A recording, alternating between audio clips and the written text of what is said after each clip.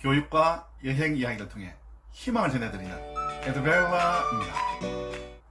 학생 여러분, 중간고사가 이제 끝이 났죠? 그동안 사이언스 스트레스 어떻게 풀고 있나요? PC방에 다닌다고요? 아이 쇼핑을 하면서 시내를 돌아다니고 있다고요? 물론 이것도 스트레스를 푸는 방법들입니다. 그런데 시험의 사이언스 스트레스 이거 제대로 풀어야 합니다. 그래야지 다음 시험을 제대로 준비할 수 있습니다. 그래서 오늘은 시험 동안 사이언스 스트레스 푸는 방법에 대해서 살펴보겠습니다. 에드벨라 쌤이 추천해드리는 첫 번째 방법은 운동을 하는 것입니다. 운동만큼 스트레스를 제대로 푸는 방법도 잘 없죠. 운동에는 농구, 배드민턴, 그리고 달리기를 권유해드립니다. 농구는 몇 사람이 모이지 않아도 할 수가 있습니다. 그리고 운동량이 엄청납니다. 그래서 한 게임 하고 나면 스트레스가 쫙 풀립니다. 우리 남학생들한테 주로 권유를 드립니다. 우리 여학생들에게는 배드민턴을 권유를 드립니다. 배드민턴은 두 사람만 있으면 할 수 있습니다. 그리고 생각보다 운동량이 많고요.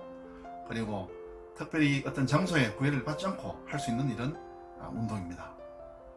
자, 세 번째는 달리기를 추천해 드리는데요.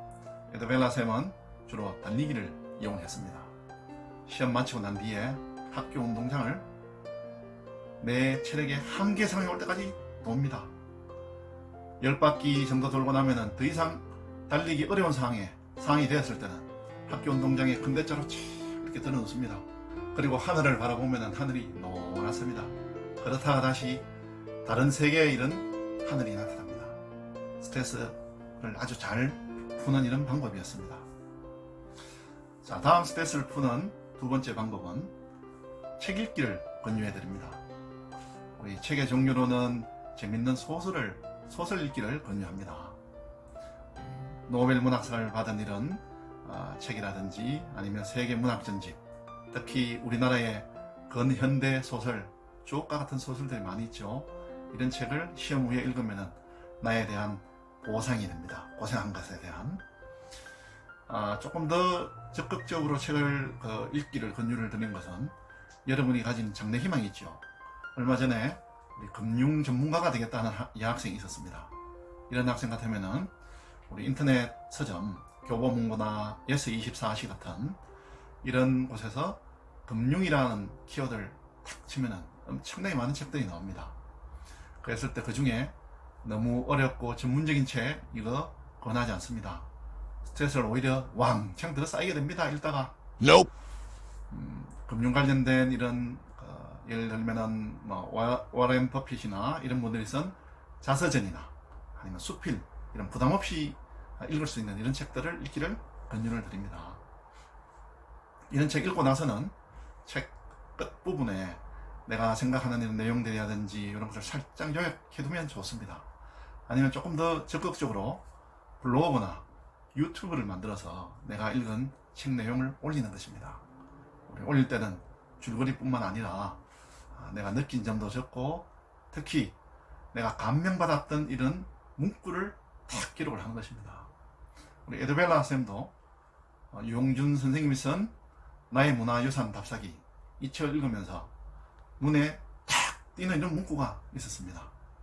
아는 만큼 보인다. 예전에 여행 갔을 때는 불국사 멋지구나, 다보탑 좋네, 여기서 끝이 났습니다. 그런데 다보탑이 가지는 청의 높이라든지 또 문양들 이런 것들이 다 시대적인 의미를 가지고 있는 것입니다. 그래서 그런 내용들을 알고서 보게 되었을 때는 다보탑이, 불국사가 저에게 와닿는 것이 완전히 달라졌습니다. 그래서 여러분들도 꼭 눈에 띄는 이런 문구들을 기록을 할 것을 권유를 드립니다. 그리고 그 문구들이 여러분들이 이후에 삶에 영향을 크게 미칩니다. 자, 이렇게 블로그나 우리 유튜브를 통해서 하나 쌓여 놓은 이런 책 읽는 것들은 어디다 기록이 되어야 되죠? 생활 기록부에 기록이 되어야 됩니다. 그리고는 나중에 이런 것을 토대로 해서 자기소개서를 쓰는 것입니다. 수시 종합 면접을 볼 때 자기소개를 보고서 이렇게 면접을 보게 되는 거죠. 그런데 미리 준비가 되지 않는 학생들은 거짓이 들어갈 가능성이 높습니다.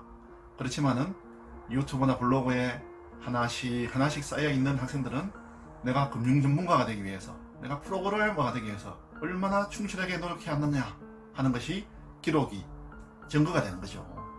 그래서 여러분에게 블로그나 유튜브를 통해서 여러분이 읽었던 책들을 하나씩 기록해 두기를 권유를 드립니다. 세 번째 방법은 영화를 보는 것입니다. 내가 좋아하는 영화만큼 재미도 있고 스트레스를 잘 푸는 방법도 없습니다. 요사이 아직 코로나 때문에 영화관에 가는 것은 조금 무리가 있죠. 대신에 우리 집에 있는 케이블 TV에 엄청난 양의 영화가 있습니다. 무료도 많고요, 유료도 얼마 비싸지 않습니다. 그래서 내가 좋아하는 영화를 보면서 스트레스를 푸는 거죠. 에드벨라 쌤은 전쟁 영화를 좋아합니다.